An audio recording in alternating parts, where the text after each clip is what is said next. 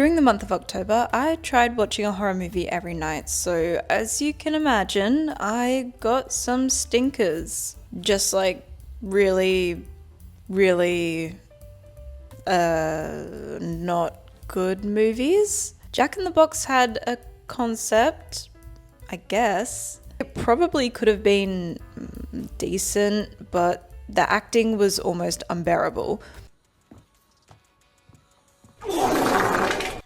That's why I was surprised that not only did this movie exist, but it has a second, so let's go over the two. I won't be completely negative, as I do think it has some redeeming factors, and I do think there's an audience for this type of movie. I suppose not everything needs to be a masterpiece. Okay, look.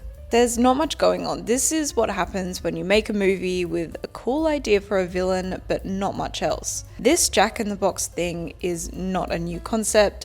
We have Annabelle, Chucky, I don't know, this bear thing, all haunted, and someone usually gets killed. To me, it felt like whoever came up with the idea of Jack in the Box had a cool vision of what it could look like and focused solely on that. Because, as I said, I'll give credit where it's due, it's a cool looking monster dude. I really thought that this was kind of the best part of these movies. I like how his head looks a little bit waxy, kind of like some cheese or something.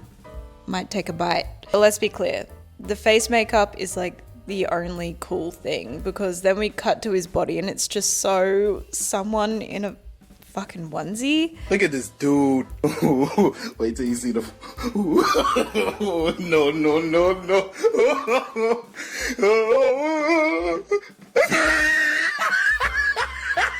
And I think that's all I got. For the niceties, so yeah. So essentially someone has this Jack in the Box thing. Of course, it falls into the hands of someone who probably shouldn't have it, or just leave it the fuck alone. Like, I'm sorry, if I find something like this, I'm throwing it away in the deep, deep depths of the ocean and I'm not looking back. So this guy, Casey, oh my god, I'm so sorry, but the acting, it's not good. If I'm not mistaken, his accent is very clearly British, but they've decided to make him American and it's not landing. Yeah, I think there may have been a break-in last night. There's stuff everywhere. Late night. Oh, I'm sorry. Can you tell me where the war exhibit is, please? Do you want me to show you? Oh, no, it's fine. Just point me in the right direction. Oh, I'll go through this door, up the stairs, and turn right. Thanks. You're welcome. The way that he speaks just feels so unnatural. I don't know why they bothered to do this.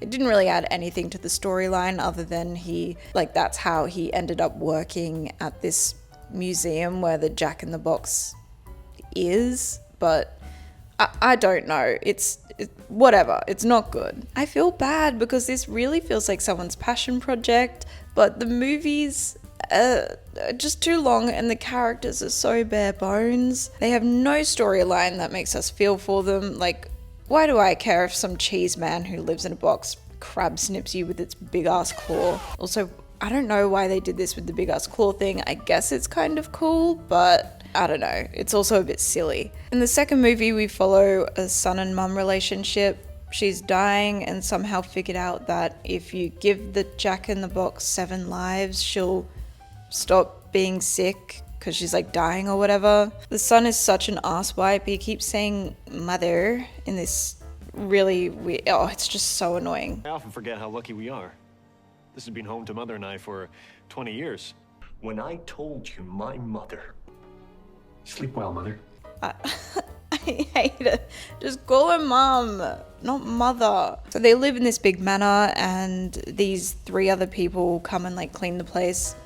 Again, really bad acting on everyone's part. I'm actually bored just talking about this movie.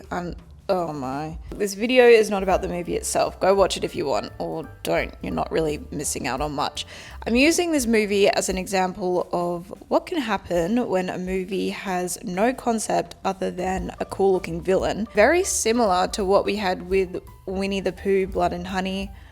It was like as soon as the rights became available, someone jumped on it, and everything else is just kind of crappy, aside from the fact that it's supposed to be Winnie the Pooh, but everything else was just shockingly bad. I honestly think to combat these issues, putting these movie ideas into a short horror film on YouTube is a better option. As an artist, I can understand the value and meaning of having a movie that you created on a big platform like Prime, but nowadays that doesn't mean much. I have watched some fantastic horrors on YouTube that have beaten many movies that I've watched on Netflix and Prime by far. I recently watched Milk and Cereal. It's a found footage horror film that you can watch for free on YouTube. It is fantastic, and it just goes to show what you can do with a low budget, good acting, and a good idea. If you haven't seen this one already, absolutely go and watch it. I think it's fantastic, and it only goes for an hour.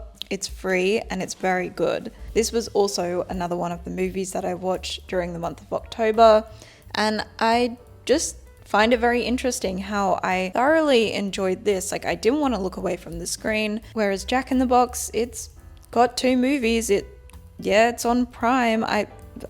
It doesn't mean anything. As I said, there is an audience for these type of movies. Not everything needs to be a masterpiece. I just really wanted to talk about the comparisons because, as I said, I think it's very interesting that something with a lower budget, free on YouTube, can be far better than what we're seeing on these big platforms. I think we should recognize and praise smaller artists here on YouTube with their short horrors because honestly, they're great. I'd like to see more of them, but I have no interest in this.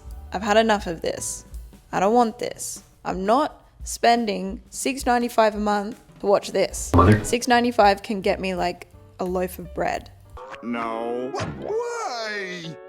Because I'm all out of money!